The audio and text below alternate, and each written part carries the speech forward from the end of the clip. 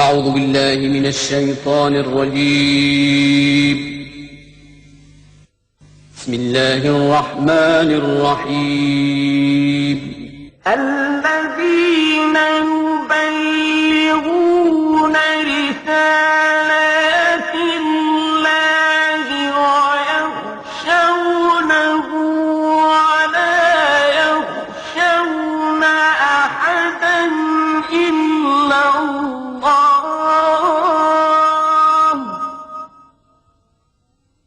وكفى بالله حسيبا.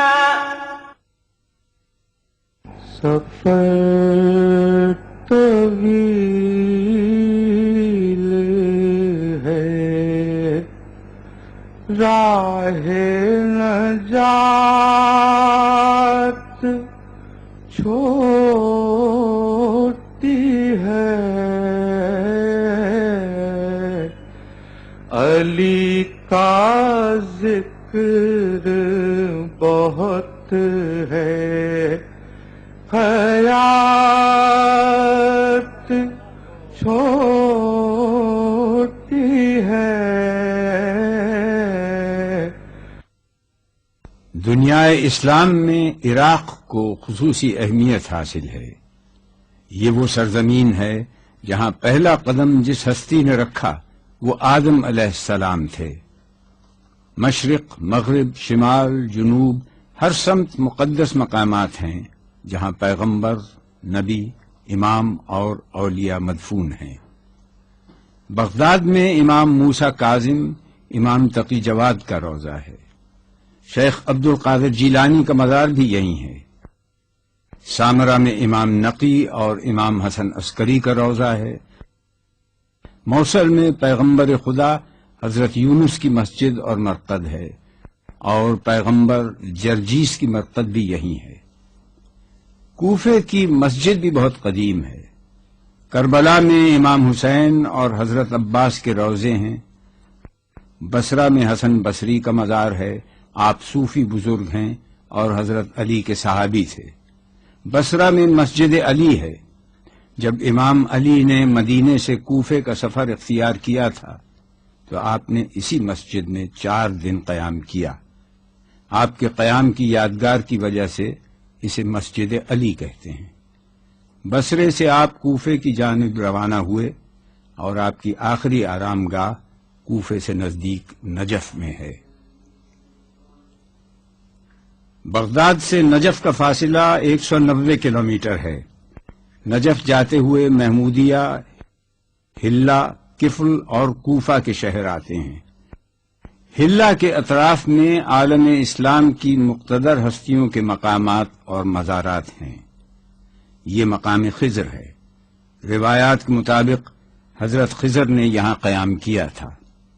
یہ ان کے قیام کی یادگار ہے. اسی رستے میں پیغمبر حضرت سلیمان کا مقبرہ بھی ہے. مرقد محمد اصغر ابی بکر ابن علی ابن ابی طالب بھی یہاں ہے. آپ کا لقب ابو بکر تھا اور آپ کربلا میں شہید ہوئے. آپ کی تدفین کے لیے آپ کے قبیلے کے لوگوں نے اس مقام پر کی. ار کے مقام پر نبی اولو العزم پیغمبر صاحب شریعت غرہ ابراہیم خلیل اللہ کا مقام ولادت ہے جو ایک بلند چوٹی پر واقع ہے. حلہ ہی میں نبی اللہ حضرت ایوب کی مرقد ہے. زید بن علی کا روضہ بھی حلہ ہی میں ہے. آپ امام زین العابدین کے بیٹے اور امام حسین کے پوتے ہیں.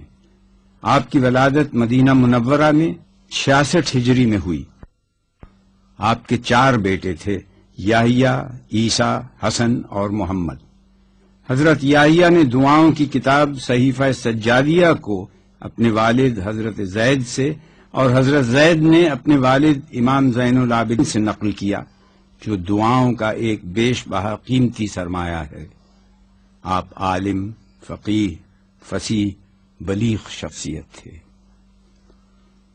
3 صفر 121 ہجری میں آپ کو کوفے میں شہید کیا گیا. حال ہی میں حکومت عراق نے آپ کے روضے کی تعمیر جدید کا آغاز کیا جو ابھی جاری ہے۔ رشید الہجری امام علی ابن ابی طالب کے صحابی تھے۔ آپ کو رشید الہجری اس لیے کہتے ہیں کہ آپ کا تعلق یمن کے شہر ہجر سے تھا۔ آپ کو کوفے میں ابن زیاد کے حکم پر ہاتھ پاؤں کاٹ کر پھانسی پر لٹکا دیا گیا تھا۔ شیخ مفید نے کتاب الاختصاص میں تحریر کیا ہے کہ آپ نے اپنی بہن کو یہ وصیت کی تھی کہ ہاتھ پیر کو کاٹ دینا اتنا بڑا جہاد نہیں ہے جتنا بڑا قلم کا جہاد ہے۔ قلم کے جہاد کو مسلسل جاری رکھنا ہی جہاد عظیم ہے۔ پیغمبر نبی اللہ ذوالکفل کی مرقد ہلہ اور کوفے کے درمیان کفل کے مقام پر ایک قدیمی بازار کے اندر ہے۔ آپ حضرت اسحاق بن حضرت ابراہیم کے بیٹے ہیں۔ آپ کو ذوالکفل اس لیے کہتے ہیں کہ آپ اپنی قوم کے امور کی کفالت کیا کرتے تھے۔ کوفہ نجف سے 5 میل کے فاصلے پر ہے۔ امام علی نے اپنے دور خلافت میں کوفہ کو اپنا دارالخلافہ بنا لیا تھا۔ کوفے کے معنی دائرے کی صورت میں ریت کے ہیں جس میں کنکر ملے ہوئے ہوں۔ عالم اسلام میں مسجد کوفہ کا شمار 4 بڑی مساجد میں ہوتا ہے، جس میں مسجد الحرام، مسجد نبوی اور مسجد اقصی شامل ہیں۔ مسجد کوفہ کو پہلی بار حضرت آدم نے معین کیا۔ مسجد کوفہ میں داخل ہونے کے 4 قدیمی دروازے تھے جو بند ہیں: باب الانمات، باب سدرہ، باب کندہ اور باب الفرج وہ دروازہ تھا جہاں سے امام علی اپنے گھر سے مسجد میں داخل ہوتے تھے۔ اب داخلے کے 3 در ہیں۔ پہلا در باب الفیل ہے جس کا قدیمی نام باب صوبان تھا، اس کے معنی اژدہے کے ہیں۔ دوسرا باب الرحمہ ہے، یہ نیا دروازہ بنایا گیا ہے۔ تیسرے در کو باب صدام کبیر کہتے ہیں۔ اس کے علاوہ مسجد کے اندر باب مسلم بن عقیل ہے، اس دروازے کو باب الساعہ بھی کہتے ہیں۔ یہاں 30 میٹر کی بلندی پر ایک گھڑی نصب ہے، اسے توفیق علاوی نے ہدیہ کیا تھا۔ مسجد کوفہ کے 29 بیرونی ستون ہیں جو گولائی پر محیط ہیں۔ یہ اسلامی فن تعمیر کا حیرت انگیز شاہکار ہے، جبکہ 29 قدیم ایوان ہیں۔ 18 جدید محرابیں ہیں جو حال ہی میں تعمیر کی گئی ہیں۔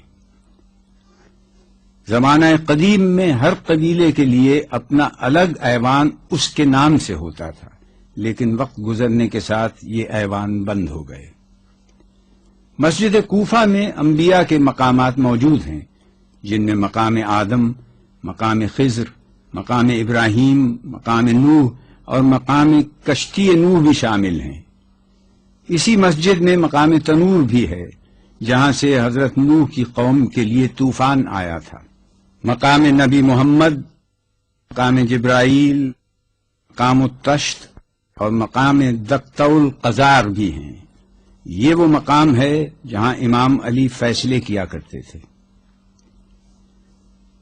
مسجد کوفہ 19 تعمیری مراحل سے گزری ہے۔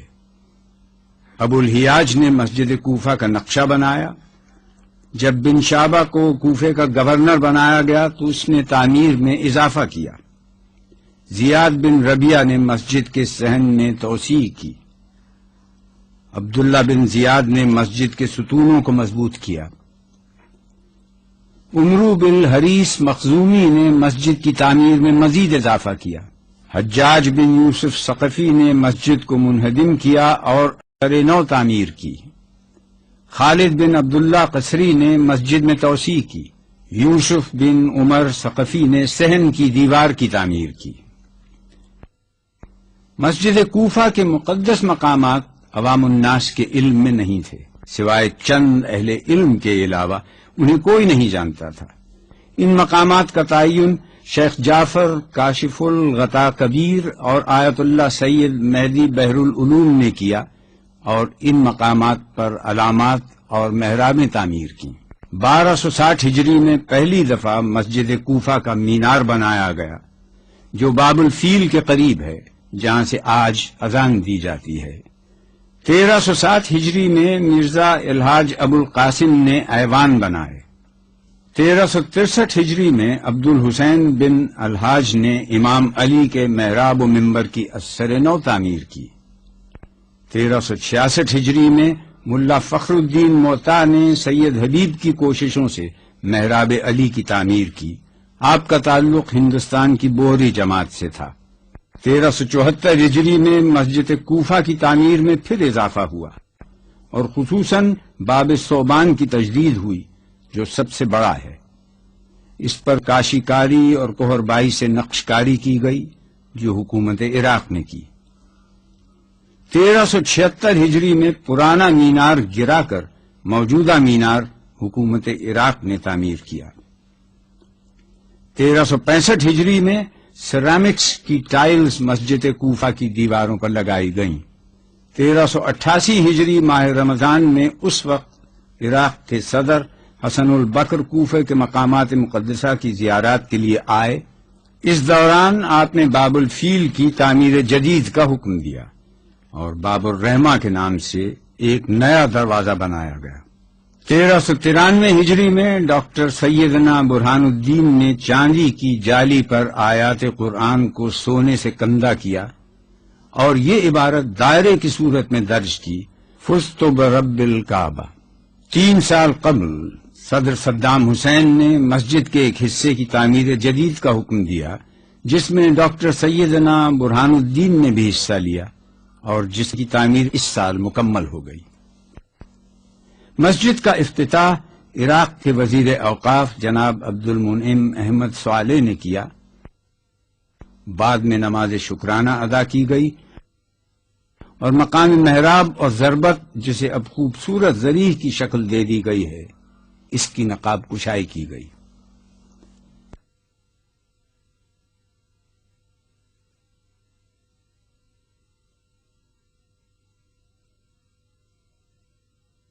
مسجد کے اندر داخلے کے 5 نئے دروازے قیمتی لکڑی سے بنائے گئے ہیں۔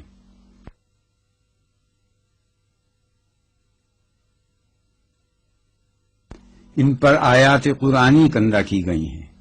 مسجد کی تعمیر نہایت نفاست اور خوبصورتی سے کی گئی ہے اور ہر شے کو ریاضی کے اصولوں کے مطابق بنایا گیا ہے۔ مقام ضربت پر زری بنائی گئی ہے جو چاندی اور سونے کے خوشنما امتزاج سے بنی ہے۔ زری کے دروازے کے اوپر کلمہ لکھا گیا ہے۔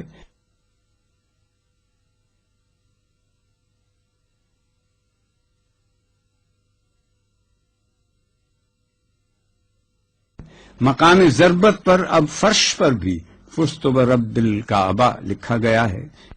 یہیں پر منبر خطیب سلونی ہے جہاں سے امام علی خطبات ارشاد فرماتے تھے۔ مسجد کے اس حصے میں 76 گول ستون ہیں جن پر قیمتی سنگ مرمر لگایا گیا ہے اور سنگ مرمر پر نفیس نقش کاری کی گئی ہے جو سنگ تراش کی محنت کا منہ بولتا ثبوت ہے۔ مسجد کے وسیع و عریض ہال میں قیمتی قالین بچھائے گئے ہیں۔ مرکز میں بڑا فانوس ہے اور اطراف میں چھوٹے چھوٹے فانوس لگائے گئے ہیں۔ کئی 100 چھوٹی خوبصورت قندیلیں آویزاں کی گئی ہیں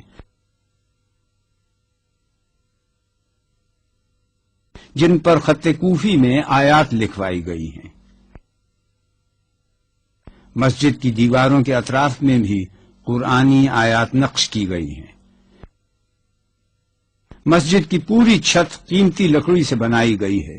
ہنرمندوں نے بیل بوٹے بنا کر اپنی فنی صلاحیتوں کو اجاگر کیا ہے جو اپنا ایک دلکش منظر پیش کرتی ہے۔ مسجد کوفہ سے متصل حضرت مسلم ابن عقیل کا روضہ مبارک ہے۔ آپ کی ولادت مدینے میں ہوئی۔ امام حسین نے آپ کو اپنا سفیر بنا کر کوفے بھیجا۔ ابن زیاد کے حکم سے آپ کو قصر دارالامارہ کی چھت پر 8 ذی الحج کو شہید کیا گیا۔ روضہ حضرت مسلم ابن عقیل کے ایک گوشے میں مختار ثقفی کی قبر ہے۔ حضرت مسلم ابن عقیل کے روضے کے سامنے ہانی ابن عروہ کا روضہ ہے۔ آپ مسلم ابن عقیل کے چاہنے والے تھے۔ جب مسلم ابن عقیل کوفے میں تشریف لائے تو آپ نے ہانی کے گھر قیام کیا تھا، اور ابن زیاد نے ہانی کو شہید کر دیا۔ مسجد کوفہ اور امام علی کے گھر کے درمیان قصر دارالامارہ وہ جگہ ہے جہاں آج حق و باطل کے درمیان خط فاصل کھینچنے والے دیکھ سکتے ہیں کہ یہ مقام عبرت ہے۔ دنیا میں آج ظالم اور مظلوم کا فرق دیکھنا ہو تو اس سے بہتر کوئی دوسرا منظر پیش نہیں کیا جا سکتا۔ نہج البلاغہ میں امام علی نے کہا ہے کہ حکومت کفر سے کی جا سکتی ہے، ظلم سے نہیں۔ دارالامارہ کا تاریخی پس منظر یہ ہے کہ عبد الملک بن مروان تخت پر تھا کہ مصعب بن زبیر کا سر اس کے سامنے لایا گیا تو عبد الملک بن عمیر نے مروان سے کہا کہ ایک دن میں اور ابن زیاد اس مقام پر بیٹھے تھے کہ حسین کا سر اور قافلہ حسین ابن زیاد کے سامنے پیش ہوا۔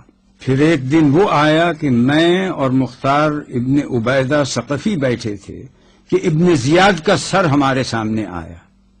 پھر ایک دن ایسا آیا کہ میں اور مصعب بن زبیر بیٹھے تھے کہ مختار ثقفی کا سر ہمارے سامنے پڑا تھا، اور آج وہ دن ہے کہ مصعب کا سر ہمارے سامنے پڑا ہے۔ اس واقعے کو سننے کے بعد عبد الملک بن مروان نے 71 ہجری میں اس قصر کو گروا دیا۔ پھر اس کے بعد آج تک کسی کی ہمت نہ ہوئی کہ کوئی اس کی تعمیر کا سوچ بھی سکے۔ مٹایا قیصر و کسریٰ کے استبداد کو جس نے، وہ کیا تھا؟ زور حیدر، فقر بوذر، صدق سلمانی۔ مسجد کوفہ سے متصل امام علی کا گھر ہے۔ یہ گھر اصل میں آپ کی ہمشیرہ ام ہانی کا تھا۔ آپ نے کوفے میں دوران خلافت اس گھر میں قیام کیا۔ آپ نے یہ گھر اس لیے پسند کیا کہ آپ کے نزدیک حکمران کو اپنی رعایا کے ادنا ترین فرد کے گھر سے بہتر گھر میں نہیں رہنا چاہیے۔ گھر کے ایک گوشے میں حسن اور حسین کے مکتب کی جگہ تھی۔ ایک حصہ وہ ہے جہاں آپ کو غسل دیا گیا تھا، اور ایک حصہ وہ ہے جہاں آپ کا کفن تیار کیا گیا تھا، اور اسی زمانے سے ایک کنواں آج تک موجود ہے جس کے پانی سے آج بھی لوگ فیضیاب ہو رہے ہیں۔ اس گھر کی حال ہی میں تعمیر جدید کی گئی ہے جس سے اس کی قدیم حیت پر فرق پڑا ہے۔ میثم بن یحییٰ التمار کا مقبرہ امام علی کے گھر سے نزدیک ہے۔ آپ امام علی کے جلیل القدر صحابی اور عزیز وفادار دوست بھی تھے۔ یہ مسجد سہلہ ہے جو کوفے کے شمال مغرب میں 2 کلومیٹر کے فاصلے پر ہے۔ عربی زبان میں سرخ ریتیلی مٹی کو سہلہ کہتے ہیں۔ اس مسجد میں حضرت ادریس اور حضرت ابراہیم کا گھر تھا۔ حضرت امام جعفر صادق سے روایت ہے کہ تقریباً تمام پیغمبروں نے یہاں نماز پڑھی۔ مسجد سہلہ میں جانے کا افضل ترین وقت منگل کو مغرب اور عشاء کے درمیان ہے۔ اسی مسجد میں 2 اہم ترین مقامات ہیں، جن میں مقام صاحب الزماں اور دوسرا مقام امام زین العابدین ہے۔ اس کے علاوہ مقام امام جعفر صادق، مقام نبی ابراہیم، مقام ادریس اور مقام عیسیٰ موجود ہیں۔ موجودہ حکومت نے مسجد سہلہ کی ازسر نو تعمیر کا حکم دیا ہے۔ تعمیراتی امور میں اس بات کو ملحوظ خاطر رکھا جا رہا ہے کہ مسجد کی قدیم وضع میں کوئی تبدیلی نہ ہو اور لوگوں کو جدید سہولتیں بھی مہیا کی جا سکیں۔ مسجد حنانہ کوفے کی قدیم مساجد میں سے ایک ہے۔ یہ وہ مسجد ہے جہاں امام حسین اور شہدائے کربلا کے سرہائے اقدس رکھے گئے تھے۔ حضرت کمیل ابن زیاد کا مقبرہ بھی مسجد حنانہ کے نزدیک ہے۔ کمیل حضرت علی کے خاص صحابی تھے اور امام علی نے آپ کو دعائے خضر کی تعلیم دی تھی اور اسے دعائے کمیل اور دعائے خضر بھی کہتے ہیں۔ کوفے سے نجف 5 میل کے فاصلے پر مغرب کی سمت واقع ہے۔ خیرہ نہ کر سکا مجھے جلوہ دانش فرنگ، سرما ہے میری آنکھ کا خاک مدینہ و نجف۔ نجف مقام بلند کو کہا جاتا ہے۔ نئے کا مطلب بحر اور جف کا مطلب خشکی ہے۔ نجف کے قدیمی نام غری اور زہر الکوفہ بھی ہیں۔ یہ نام اب صرف صفحات تاریخ پر باقی رہ گئے ہیں۔ نجف کی ایک خصوصیت یہ بھی ہے کہ یہاں کبھی غیر اللہ کی عبادت نہیں کی گئی۔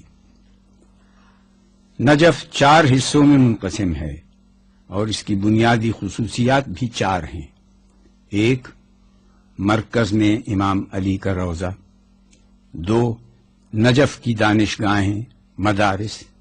3، نجف کے علماء۔ 4، نجف کے کتب خانے۔ ان تمام خصوصیات و خوبیوں کا محور امام علی ابن ابی طالب ہیں جو اس سرزمین پر آرام کر رہے ہیں۔ آپ اس معمورہ عالم کی وہ عظیم منفرد شخصیت ہیں جن کی عظمت و بلندی، جامعیت، ہماگیری کے سب معترف ہیں۔ آپ کے بلند امتیازات اور نمایاں خصوصیات سے کسی کو انکار نہیں۔ آپ کی ولادت قریش کے ممتاز ترین خاندان میں 13 رجب 30 عام الفیل ہجرت سے 23 سال قبل خانہ کعبہ میں ہوئی۔ آپ کی شہادت 21 رمضان کو 63 سال کی عمر میں کوفے میں ہوئی۔ پیدا ہو جس مقام پر شہنشاہ نجف، کس طرح اس زمین کو فلک پر نہ ہو شرف، مجرے کو سرنگوں تھی ملائک کی صف پا صف، کیا در تھا جس کا خانہ کعبہ ہوا صدف۔ آپ کے والد حضرت ابو طالب نے آپ کا نام اپنے جد قصہ ابن کلاب کے نام پر زید رکھا اور والدہ فاطمہ بنت اسد نے اپنے پدر اسد کے نام پر حیدر تجویز کیا۔ اسد اور حیدر دونوں کے معنی شیر کے ہیں۔ پیغمبر اکرم صلی اللہ علیہ وسلم نے آپ کا نام علی رکھا جس کا مطلب ہے رفعت اور سربلندی۔ تاریخ عرب میں اس سے قبل یہ نام کسی کا نہ تھا۔ آپ کے مشہور القاب امیر المومنین، اسد اللہ، شیر خدا، حیدر کرار، ابو تراب، مرتضی، مشکل کشا، یاسوب دین، خیبر شکن، فاتح بدر و حنین ہیں۔ آپ پیغمبر اسلام کے سائے تربیت میں پروان چڑھے، انہی کے مکتب رشد و ہدایت میں تعلیم و تربیت کی منازل طے کی۔ اسی لیے پیغمبر صلی اللہ علیہ وسلم نے آپ کے لیے ارشاد فرمایا، میں شہر علم ہوں اور علی اس کا دروازہ۔ علی کو علم سے خاص نسبت حاصل ہے۔ آپ نے ملت اسلامیہ کو نہج البلاغہ کی صورت میں جو علم کا خزانہ دیا ہے وہ ایک عظیم علمی سرمایہ ہے جس میں فصاحت و بلاغت، خطبات، مکتوبات، توحید، خدا شناسی، علم کلام، فلسفہ، طبیعیات، ریاضیات، الہیات، رموز دین اور اسرار احکام کا سرچشمہ ہے۔ جب آپ کے دور خلافت کا آغاز ہوا تو آپ کے پیش نظر ایسا معیاری و مثالی معاشرہ تھا جس میں ظلم و جور، استحصال، زراندوزی اور رشوت و خیانت کی گنجائش نہ ہو، اور نظام حکومت حق و انصاف، مساوات، وسائل، معیشت کی آزادی، انفرادی و اجتماعی فلاح اور اسلامی اقدار پر مبنی ہو۔ آپ خود ان اصولوں پر کاربند رہے۔ مالک اشتر کو والی مصر مقرر کرتے وقت جو دستاویز لکھ کر دی وہ ہماگیری اعتبار سے کسی خاص دور، کسی خاص طبقے اور خاص مسلک سے مخصوص نہیں ہے، بلکہ آج سے 1400 برس پہلے حکمرانوں اور رعایا کا جو مقام متعین کیا اور مملکت کا جو لائحہ عمل تجویز فرمایا وہ آج بھی اتنی ہی افادیت کا حامل ہے۔ ہر جمہوری اور غیر جمہوری مملکت اس سے یکساں فائدہ اٹھا سکتی ہے۔ اگر امن عالم اور تحفظ حقوق کی آواز بلند کرنے والی حکومتیں اسے اپنا منشور بنا لیں تو نہ معاشی ناہمواری جنم لے سکتی ہے اور نہ کسی قسم کے ظلم کا سوال پیدا ہو سکتا ہے، بلکہ ایسا پرامن معاشرہ صورت پذیر ہو سکتا ہے جو باہمی سازگاری، خوشحالی اور معاشی برتری کا اعلیٰ ترین نمونہ ہو۔ خدا نے اس کو دیا ہے شکوہ سلطانی کہ اس کے فقر میں ہے حیدری و کراری۔ نجف کے ایک محلے کو المشرق کہتے ہیں۔ یہی وہ جگہ ہے جہاں ابو جعفر طوسی، جنہیں شیخ الطائفہ بھی کہا جاتا ہے، آپ نے درس و تدریس کا آغاز اپنے گھر سے کیا اور آپ کی وفات کے بعد اسی جگہ پر جامع طوسی تعمیر کی گئی۔ آپ کی قبر بھی یہیں ہے۔ باب مدینۃ العلم کی برکت سے اس زمین پر جید علماء دین پیدا ہوئے۔ مسجد طوسی کی پشت پر مدرسہ المہدیہ ہے جس کے بانی الشیخ مہدی کاشف الغطا تھے۔ دوسرے محلے کو الامارات کہتے ہیں۔ یہاں دنیا کا سب سے بڑا اور قدیم قبرستان وادی السلام ہے۔ روایت کے مطابق یہ قبرستان تدفین کے لیے مقدس ترین مقام ہے۔ امام علی نے اس زمین کو خرنق سے لے کر ہیرا تک اور ہیرا سے کوفہ تک 40,000 درہم میں خریدا تھا۔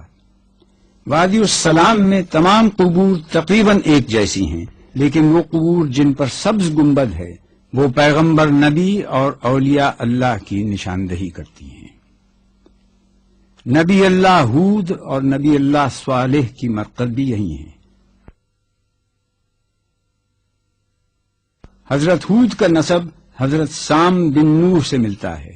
نبی اللہ صالح کو اللہ نے 2000 سال قبل قوم سمود کی طرف بھیجا تھا۔ مقام علی اور عیسب الایمانی کا مقبرہ بھی وادی السلام کے نزدیک ہے۔ آپ حضرت علی کے صحابی تھے اور صافی الصفا کے لقب سے مشہور ہیں۔ تیسرا محلہ الحبش کہلاتا ہے۔ یہ بڑی اہمیت کا حامل ہے۔ یہاں جامع ہندی، مدرسہ حکیم اور نجف کے قدیمی مدارس ہیں جہاں دنیا بھر سے طلباء تحصیل علم کے لیے آتے ہیں اور اس جگہ کے فیضان سرچشمہ ہدایت سے مستفیض ہوتے ہیں۔ یہیں پر مکتبہ حکیم ہے جسے آیت اللہ محسن الحکیم نے 1960 میں قائم کیا تھا۔ اس لائبریری میں تقریباً 40,000 سے زائد عربی اور دیگر زبانوں میں کتب موجود ہیں۔ اس کے علاوہ قدیم مخطوطات کا بیش بہا نایاب علمی ذخیرہ بھی موجود ہے۔ تمام کتب کو عنوانات کے تحت الگ کیا گیا ہے۔ طلباء اور طالبات کی کثیر تعداد آج بھی اس لائبریری سے کسب فیض حاصل کر رہی ہے۔ آیت اللہ محسن الحکیم کی قبر بھی یہیں ایک گوشے میں موجود ہے۔ نجف کی مشہور شارع رسول بھی اسی محلے میں ہے۔ چوتھے محلے کو البراق کہتے ہیں جس میں روضہ امام علی کا مرکزی دروازہ ہے۔ نجف کا مرکزی بازار اور زائرین کے لیے رہائش گاہیں ہیں۔ مرقد امام علی کے محل و مقام کا علم اہل بیت اور مخصوص افراد کے علاوہ کسی کو نہ تھا، کیونکہ آپ کی قبر 3 ویران ٹیلوں کے درمیان پنہاں تھی اور یہ جگہ التہوت العبید کہلاتی تھی۔ اس کا انکشاف اس وقت ہوا جب خلیفہ ہارون الرشید 175 ہجری میں سیر و شکار کی غرض سے کوفہ آیا۔ اس نے چند ہرن دیکھے تو ان کے پیچھے باز اور شکاری کتے چھوڑے، مگر وہ یہ دیکھ کر حیرت میں رہ گیا کہ جب شکاری کتے اور بعض ہرنوں کا پیچھا کرتے ہوئے ایک ٹیلے پر چڑھ جاتے ہیں تو پھر نہ باز جھپٹتے ہیں اور نہ شکاری کتے آگے بڑھتے ہیں۔ خلیفہ نے ایک شخص کو بلا کر پوچھا کہ یہ کون سی جگہ ہے؟ اس نے کہا یہ امیر المومنین علی ابن ابی طالب کا مدفن ہے۔ خلیفہ نے حکم دیا یہاں روضہ تعمیر کیا جائے، چنانچہ ایک سرخ مٹی کا گنبد تعمیر کیا گیا۔ روضہ امام علی میں داخلے کے 5 دروازے ہیں۔ مرکزی دروازہ باب قبلہ ہے، دوسرا دروازہ باب مسلم ابن عقیل ہے، تیسرا دروازہ باب توسی ہے، چوتھا دروازہ الفرج، 5واں دروازہ امام رضا ہے۔ روضے کی تعمیر کئی مراحل سے گزری ہے۔ محمد ابن زید حسنی والی طبرستان نے 279 میں قلعہ نما روضہ تعمیر کیا۔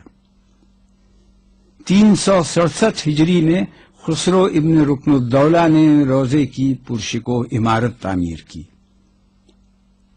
914 ہجری میں شاہ اسماعیل صفوی نے فولادی ذریح بنوائی اور حرم میں طلائی قندیلیں آویزاں کی۔ 1032 ہجری میں شاہ عباس کبیر نے روضہ اقدس کی تعمیر کی اور صحن کو وسعت دی۔ 1047 ہجری میں شاہ صفی صفوی نے روضے کی تعمیر نو شروع کی اور اس کی تکمیل شاہ عباس ثانی نے کی۔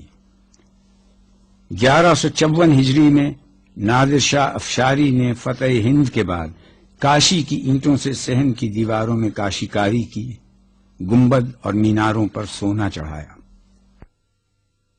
1207 ہجری میں محمد شاہ قاچار نے، 1232 ہجری میں فتح علی شاہ قاچار نے، 1288 ہجری میں ناصر الدین قاچار نے روضے کی تزئین و آرائش میں حصہ لیا۔ 1305 ہجری میں ذریح میں داخلے کا دروازہ تبدیل کیا گیا۔ 1361 ہجری میں ڈاکٹر طاہر سیف الدین نے ایک خوشنما سونے اور چاندی کی ذریح نصب کی جو آج تک موجود ہے۔ قبر مطہر کے اوپر سونے کا گنبد ہے جس پر 7777 سونے کی اینٹیں نصب ہیں۔ اس کے علاوہ 2 مینار سونے کے ہیں جن کی اونچائی 35 میٹر ہے اور ہر مینار پر 4000 خالص سونے کی اینٹیں لگائی گئی ہیں۔ ایک مینار کے نیچے محقق علامہ ہلی کی قبر ہے اور دوسرے مینار کے نیچے مقدس اردبیلی کی قبر ہے۔ ذریح میں داخل ہونے کے 3 دروازے ہیں جنہیں باب الذہب سونے کا دروازہ،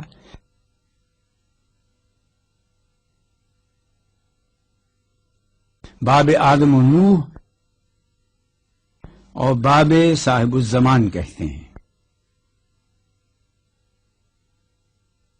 ذریح امام علی میں حضرت آدم اور حضرت نوح کی قبور بھی ہیں۔ حضرت آدم تمام انسانوں کے باپ ہیں جنہیں ملائکہ نے سجدہ کیا، اور حضرت نوح جنہیں انسانوں کے دوسرے باپ آدم ثانی کہا جاتا ہے اسی جگہ پر دفن ہیں۔ ذریح کے اندر ہی امام علی کے ہاتھ کا لکھا ہوا نادر قرآن خط کوفی میں موجود ہے۔ ذریح مبارک کے اندر بادشاہان ماسبق اور روسا نے قیمتی تحائف ہدیے کیے ہیں جن میں قالین، ظروف، سونے کے ہار، جواہرات، تلواریں اور قیمتی فانوس شامل ہیں جن کی لاگت کا تخمینہ لگانا آج کے دور میں ناممکن ہے۔ وقت گزرنے کے ساتھ حرم مطہر کی تزئین و آرائش میں اضافہ ہی ہوتا رہا۔ نقاشی و مینہ کاری اور آئینہ کاری کا کام جس محبت اور مشقت سے کیا گیا ہے وہ انسانی آنکھ کو خیرہ کر دیتا ہے۔ فرش اور دیواریں سب سنگ مرمر سے مزین ہیں، قیمتی فانوس، قندیلیں اور قمقمیں آویزاں ہیں۔ علی کی صفات، شخصیت اور خوبیوں کا احاطہ کرنا ناممکن ہے۔ روضہ مقدسہ حیدریہ کے کلید بردار ڈاکٹر السید حیدر محمد حسین نے کہا: بسم اللہ الرحمن الرحیم، الحمد للہ رب العالمین، والصلاة والسلام على اشرف خلقه محمد وآل بیتہ الطیبین الطاہرین، بمناسبة ذكرى ليلة 21 من شهر رمضان المبارك، ليلة استشهاد الحق كله، ليلة استشهاد بطل العروبة والإسلام الإمام علي بن أبي طالب عليه السلام، حيث اهتز عرش الله وانفصمت العروة الوثقى وتهدمت أركان الهدى.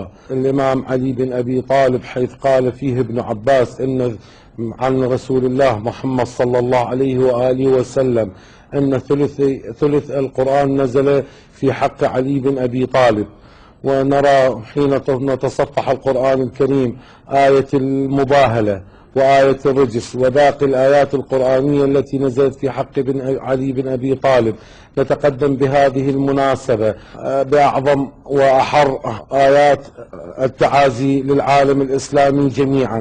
ونرى في الروضة الحيدرية المقدسة وصل عدد الزوار في هذا اليوم إلى أكثر من 3.5 ملايين زائر ليؤدون مراسيم الزيارة في ذكرى استشهاد الإمام علي بن أبي طالب عليه السلام. ونحن نقدم لهم الخدمات الطبية والخدمات المرورية والبلدية، وكل يأتي إلى محافظة النجف الأشرف ومن كافة أنحاء العالم من المسلمين ومن العراق خاصة، كل من يأتي يؤدي مراسيم الزيارة على حسب ما تمليه عليه عقائده ومذهبه. آپ کے علم کی بات کی جائے تو آپ منبر کوفہ سے ارشاد فرماتے ہیں کہ پوچھو مجھ سے جو کچھ پوچھنا ہو، کوئی زمین کے راستوں سے اتنا واقف نہ ہوگا جتنا میں آسمانوں کے راستوں سے واقف ہوں۔ نہج البلاغہ میں آپ فرماتے ہیں اگر میرے لیے مسند بچھا دی جائے تو میں اہل انجیل کو انجیل کی روح سے اور اہل زبور کو زبور کی روح سے اور اہل قرآن کو قرآن کی روح سے فیصلے کروں۔ ذات او دروازه شهر علوم، زیر فرمایش حجاز و چین و روم۔ شجاعت و شہامت آپ کا امتیازی وصف تھا۔ آپ رسول خدا کے ساتھ غزوات میں شریک رہے اور فاتح خیبر و بدر و حنین کہلائے، مگر جنگ میں بھی آپ نے کبھی حدود الہی سے تجاوز نہ کیا، اور یہ کام امام خدا ہی کر سکتا ہے۔ ایک موقع پر جب دشمن نے مغلوب ہو کر آپ کے چہرے پر تھوک دیا تو آپ اس کے سینے پر سے اتر آئے کہ اب اگر میں نے اسے قتل کیا تو اس میں رضائے الہی کے ساتھ میرا نفس بھی شامل ہو جائے گا۔ یہ شجاعت کی اعلیٰ ترین مثال ہے جس کی کوئی نظیر پیش نہیں کی جا سکتی۔ پیش او نی آسمان نی خیبر است، ضربت او از مقام حیدر است۔ آپ پیدا ہوئے اللہ کے گھر میں اور شہادت کا رتبہ بھی ملا اللہ ہی کے گھر میں۔ اپنے آخری خطبے میں ارشاد فرمایا، اے لوگو، ہر شخص اس چیز کا سامنا کرنے والا ہے جس سے وہ راہ فرار اختیار کیے ہوئے ہے۔ جہاں زندگی کا سفر کھینچ کر لے جاتا ہے وہی حیات کی منزل منتہا ہے۔ موت سے بھاگنا اسے پا لینا ہے۔ میں نے موت کے چھپے ہوئے بھیدوں کی جستجو میں کتنا زمانہ گزارا، مگر مشیت ایزدی یہی رہی کہ اس کی تفصیلات بے نقاب نہ ہوں۔ اس کی منزل تک رسائی کہاں، وہ تو ایک پوشیدہ علم ہے۔ اللہ کے ساتھ کسی کو شریک نہ ٹھہراؤ۔ محمد صلی اللہ علیہ وسلم کی سنت کو ضائع اور برباد نہ کرو، ان دونوں ستونوں کو قائم رکھو۔ اللہ کا دین سیدھا سادہ ہے، اس میں کوئی الجھاؤ نہیں، اور پیغمبر عالم و دانا ہے۔ میں کل تمہارا ساتھی تھا، آج تمہارے لیے عبرت بنا ہوا ہوں، اور کل تم سے چھوٹ جاؤں گا۔ خدا تمہیں اور مجھے مغفرت عطا کرے۔ میں تم سے اس طرح رخصت ہو رہا ہوں جیسے کوئی شخص کسی کی ملاقات کے لیے چشم براہ ہو۔ کل تم میرے اس دور کو یاد کرو گے اور میری نیتیں کھل کر تمہارے سامنے آ جائیں گی، اور میری جگہ کے خالی ہونے اور دوسرے کے اس مقام پر آنے سے تمہیں میری قدر و منزل کی پہچان ہوگی۔ علی قائم اللیل اور صائم النہار تھے۔ ماہ رمضان کی 19ویں شب وہ تھی جس کا آپ کو بے چینی سے انتظار تھا۔ ہر روز روزہ رکھتا تھا وہ سرور عرب، ذکر خدا میں کٹتی تھی رو کر تمام شب۔ دنیا میں تھے پر ان کو نہ دنیا کی تھی طلب، فرماتے تھے یہ آتا تھا وقت نماز جب، میں کیا ہوں بندگی ہے میری کس شمار میں، عاجز ہوں میں عبادت پروردگار میں۔ نماز فجر کا وقت آیا، آپ اپنے گھر سے مسجد کوفے میں تشریف لائے، اذان فجر دی،